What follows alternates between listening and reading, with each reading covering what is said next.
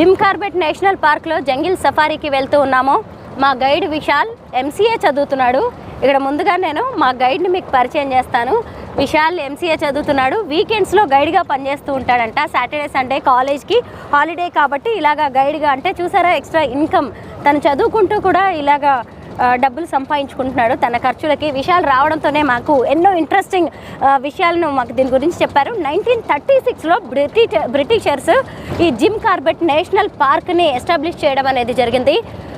1936 నుంచి ఇప్పటి వరకు చూడొచ్చు 100 years వరకు అవుతోంది అనమాట, కాబోతోంది ఈ పార్క్ ఎస్టాబ్లిష్ చేసి. ఇది ఏషియాలోనే ఫస్ట్ నేషనల్ పార్క్. మొత్తం మన దేశంలో 106 నేషనల్ పార్క్స్ ఉంటే అన్నిట్లో కంటే కూడా ఇది పెద్దది. పైగా ఇందులోనే ఎక్కువగా టైగర్స్ ఉన్నాయి. మొత్తం 260 వరకు పెద్ద పెద్ద టైగర్స్ ఇందులో ఉన్నాయంట. పిల్లల్ని కాకుండా పెద్ద వాటిని కౌంట్ చేశారు. అలాగే